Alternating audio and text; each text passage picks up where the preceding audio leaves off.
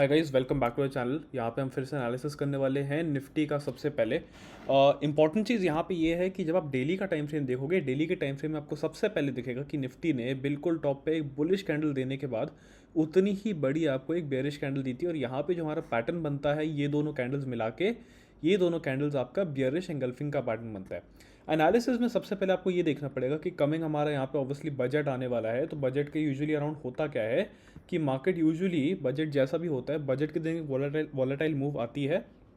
और उसके बाद आपकी यहाँ पे बजट के दिन ना यूजुअली क्या कर सकते हो, इस बार आप एक लॉन्ग स्ट्रैडल के अंदर जा सकते हो। लॉन्ग स्ट्रैडल क्यों?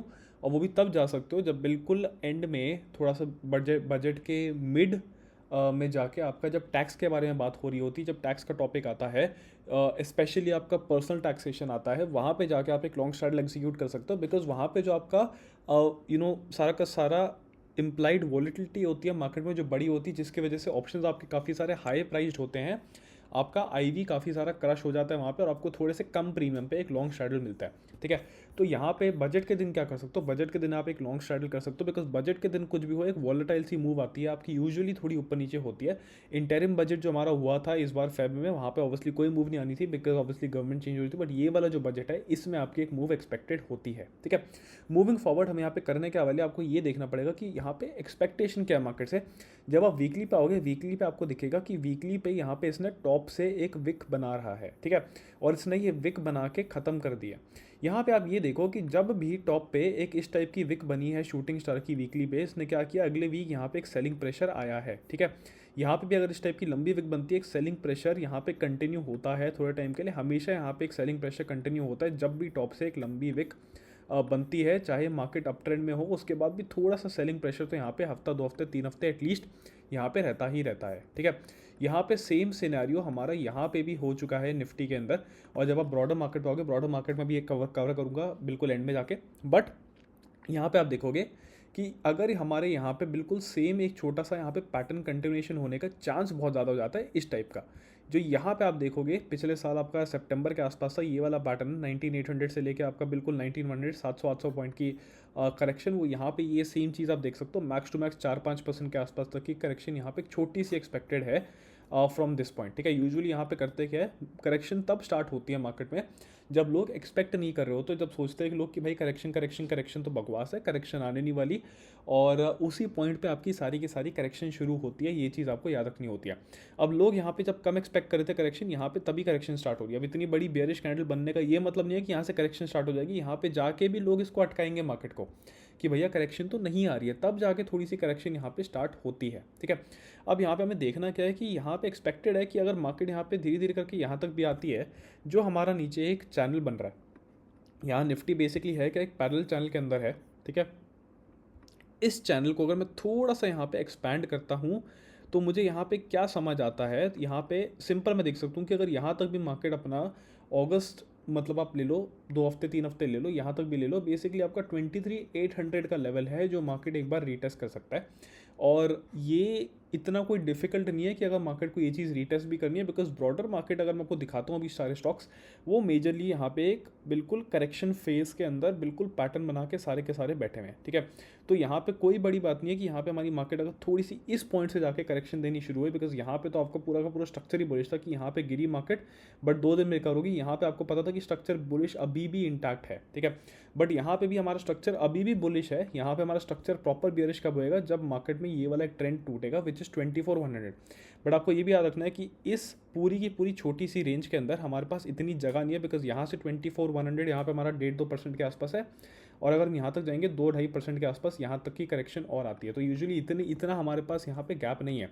तो हम यहाँ पे ये नहीं बोल सकते कि ये वाला जब स्विंग टूटेगा तभी मार्केट आपकी एक रीबाउंड करके ट्रेंड चेंज करेगी। वो चीज़ तो हम बोल ही नहीं सकते। बिकॉज यहाँ पे हो सकता है कि मार्केट इस पॉइंट तक आए, हमारे पास ज़्यादा जगह ही नहीं होगी, उस टाइम पे सिर्फ 1% तक की मूव और मैक्स टू मैक्स होगी। ठीक है, बट यहाँ पे हमारे को एक्सपेक्ट करना क्या है, हमारे को बिल्कुल ध्यान रखना है कि यहाँ पे मार्केट अगर आएगी तो ये वाले हमारे लेवल हो सकते हैं जो बिल्कुल रीटेस्ट हो पहले गोइंग फॉरवर्ड इस लेवल के आसपास। बजट के बाद ये भी चीज़ होती है कि कई बार लोग मार्केट को इनको अटका के रखते हैं कि लोगों को लगता है कि यहाँ पे मार्केट गिरने नहीं वाली, बजट बहुत अच्छा गया है इस केस में। तो वो वाली चीज़ भी होती है, तो उसका भी आपको थोड़ा सा ध्यान यहाँ पे रखना पड़ेगा कि एग्जैक्टली ये आप इसमें बिल्कुल हटके तो ना पड़ो, ठीक है। यहाँ पे आप एक बार ध्यान से देखोगे, सारे के सारे सेक्टर देखोगे, जैसे ऑटो देखो, ऑटो में बिल्कुल टॉप पे डबल टॉप बना हुआ है, और डबल टॉप के बाद ये इसकी नेकलाइन होती है 24,800 के लेवल्स पे, और बिल्कुल उसके बिल्कुल एक पॉइंट पे ब्रीच करने का। तो यहाँ पे होगा क्या, थोड़ी सी करेक्शन करके यहाँ पे रीटेस्ट करके थोड़ा सा यहाँ पे एक करेक्शन का फेज ज़रा सा आ सकता है यहाँ पे, तो ये चीज़ देखोगे। एनर्जी अगर देखोगे, एनर्जी के अंदर भी देखोगे बिल्कुल लाइफ टाइम आ जाके क्या, तो ये तो अभी भी स्ट्रक्चर बुलिश इंटैक्ट है। फाइनेंस में देखोगे, फाइनेंस में रीटेस्ट करने का यहाँ तक थोड़ा सा बचा हुआ है, ठीक है। एफएमसीजी देखोगे, एफएमसीजी तो ऑब्वियसली होल्ड कर रहा है मार्केट, बट ज़रा सा आज ऑब्वियसली फिर इसने कंसोलिडेशन किया। बट जैसे आप इंफ्रा देखोगे, इंफ्रा ऑब्वियसली यहाँ पे सेलिंग आई है, और आईटी के अंदर भी देखोगे, आईटी ऑब्वियसली मैंने पहले यहाँ पे बहुत समझाया हुआ है, तो वो चीज़ हो गई है। बट अगर आप यहाँ पे देखोगे, मीडिया तो ऑब्वियसली देखने की जरूरत नहीं होती है। मेटल्स आप देखोगे, मेटल्स के अंदर भी करेक्शन यहाँ पे दिख रही है थोड़ी बहुत, ठीक है। तो ये वाले सेक्टर्स हैं कि मेटल्स आप देख लोगे थोड़ा सा, ज़रा सा फाइनेंस देखोगे, थोड़ा सा एनर्जी देखोगे, ये वाले सेक्टर्स हैं जो बिल्कुल ऑब्वियसली आपका थोड़ा सा प्रेशर के अंदर आएंगे, इंक्लूडिंग ज़रा सा फार्मा एज वेल, ठीक है। पब्लिक सेक्टर एंटरप्राइजेज में होता क्या, usually it's a fuelled rally over है। तो यहाँ पे होता क्या, हमेशा मार्केट नीचे जाके ट्रेंड ढूंढती है, या ट्रेंड के साथ एक मेजर सपोर्ट लेवल ढूंढती है, जहाँ से ये चीज़ आपको सपोर्ट ले सकती है। उस केस में यहाँ पे जो आपके पब्लिक सेक्टर एंटरप्राइजेस होते हैं, उसको पिक करने के लिए आपके जो लेवल्स होते हैं वहाँ पे बिल्कुल ये वाले होते हैं, ठीक है। तो आप जैसे ये वाली अगर ट्रेंड लाइन देखोगे, पिछले साल के अक्टूबर से जो आ रही है, बिल्कुल 5,000 से जब यहाँ से मार्केट बिल्कुल डबल हुई थी मोर और लेस, यहाँ पे आप देखोगे कि पीएसईज के अंदर है क्या, कि यहाँ तक की थोड़ी सी एक लेवल हो सकता है जहाँ तक ज़रा सा रीटेस्ट हो, कि यहाँ पे नीचे गिर के आपको थोड़ा सा यहाँ पे एक बुलिश कैंडल, ये पहली चीज़ दे दे कि डायरेक्टली यहाँ पे इसको टूटेगा नहीं, ठीक है। तो यहाँ पे होगा क्या कि आपका जो सारा का सारा पैसा हो सकता है यहाँ पे सेक्टर रोटेशन अभी शुरू हो जाए। सेक्टर रोटेशन के चक्कर में आपकी जो ब्रॉडर मार्केट है, वो जो बेसिकली आपके बाकी सारे सेक्टर्स है, वहाँ से पैसा निकल के आपके इन वाले सेक्टर्स में आ जाएगा, जो बिल्कुल सपोर्ट को अप्रोच करें। जैसे पीएसई के अंदर ऑब्वियसली फॉल के लिए ज़्यादा चीज़ नहीं बची है according to this trend line, तो हो सकता है आपके पब्लिक सेक्टर एंटरप्राइजेस जो भी सारे के सारे आपके पीएसयूज चल रहे हैं, वो पीएसयूज अभी और यहाँ पे रैली कंटिन्यूएशन यहाँ पे कर सकते हैं टिल अराउंड ये वाले लेवल, कि यहाँ पे एक नया हाई करके आप 12,000 तक यहाँ पे जा सकते हो। यहाँ पे आपका 15% के आसपास तक का इस ट्रेंड लाइन से लेके यहाँ तक का 15% तक का आपके यहाँ पे मूवमेंट एक्सपेक्ट कर सकते हो। बाकी आप अगर सारे के सारे सेक्टर लीडर्स देखोगे, आपको ये दिखेगा कि यार यहाँ पे हो क्या रहा है, सारे के सारे अपना ट्रेंड थोड़ा बदल रहे हैं। ये ऑब्वियसली ये एचडीएफसी लैग कर रहा है, बैंकिंग में देखोगे ये ब्रेकआउट पे है, बट ये वाली चीज़ वापस थोड़ा सा ट्राई करिए कि नीचे आके ट्रेंड बनाए। ऑब्वियसली आप सिमिलरली यहाँ पे देखो, ये सारे के सारे लैग कर रहे हैं। सीमेंट ऑब्वियसली थोड़ा सा करेक्शन में है, क्योंकि आप अल्ट्राटेक देखोगे, ये भी डबल टॉप बना के इसने नेकलाइन ब्रेक कर रखी है, थोड़ा सा यहाँ पे रीटेस्ट करके फिर ऑब्वियसली ज़रा सा नीचे जा सकता है स्ट्रक्चर के अगेंस्ट। तो कई स्टॉक्स आपको यहाँ पे दिखेंगे कि जो बिल्कुल ब्रेकडाउन पे बैठे हुए हैं, कई स्टॉक्स आपको यहाँ पे दिखेंगे बिल्कुल ब्रेकआउट बैठे हैं। जैसे आप ऑटो पे आओगे, ऑटो पे आपको क्या दिखेगा कि ऑटो में कई स्टॉक्स आपके बड़े कंसोलिडेशन मोड में जा रहे हैं। फॉर एग्जांपल यहाँ पे कई स्टॉक्स आपको दिखेंगे कि बिल्कुल यहाँ पे आपको थोड़ा सा फिर से डबल टॉप बना के रीटेस्ट कर रहे हैं यहाँ पे, जैसे महिंद्रा। तो यहाँ पे सेक्टर स्पेसिफिक करने की जगह हो क्या रहा है, थोड़ी सी मैनेजमेंट हो रही है कि कई स्टॉक से पैसा निकल रहा है, कई स्टॉक से पैसा डल रहा है, और यहाँ पे बिल्कुल मार्केट को एक अच्छी तरीके से होल्ड किया गया है कि कई स्टॉक्स में आपकी बाइंग काफ़ी ज़्यादा आ रही है, कई स्टॉक्स में से ये अपने बड़े प्लेयर्स एग्जिट काफ़ी ज़्यादा कर रहे हैं। तो यहाँ पे एक्सपेक्टेशन ये है कि अगर आप निफ्टी को ट्रेड करोगे बजट वाले दिन, ऑब्वियसली यहाँ पे आपको एक लॉन्ग स्ट्रैडल में ही जाना है, बिकॉज वहाँ पे फिर आप वॉलेटाइल मूव इस बार थोड़ा सा एक्सपेक्ट कर सकते हैं। ऑब्वियसली उसके अंदर छोटी रिस्क रखनी पड़ेगी, बिकॉज यहाँ पे अगर बाई चांस 1% मूव ना आए, तब ऑब्वियसली उसमें डी के आपको मिल जाएगा, ठीक है।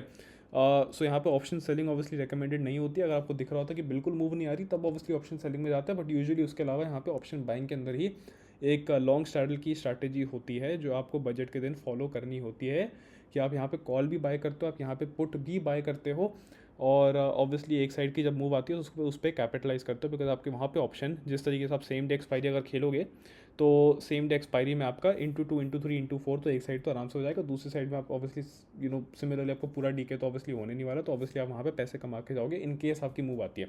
उसमें यूजुअली अगर आपकी 300-400 पॉइंट भी निफ्टी पे आ जाती है, तब भी ऑब्वियसली आपका अच्छा खासा प्रॉफिट वहाँ पे होगा। बट ऑब्वियसली अगर दिख रहा होगा कि उतनी नहीं भी आ रही है, तो आप वहाँ पे जल्दी से एग्जिट करके हम निकल के आराम से बैठ सकते हो। इतना कोई कंपल्शन नहीं होता है बजट पे आपको ट्रेड करने का, ठीक है। With that note I will see you guys in the next video. Bye bye, take care.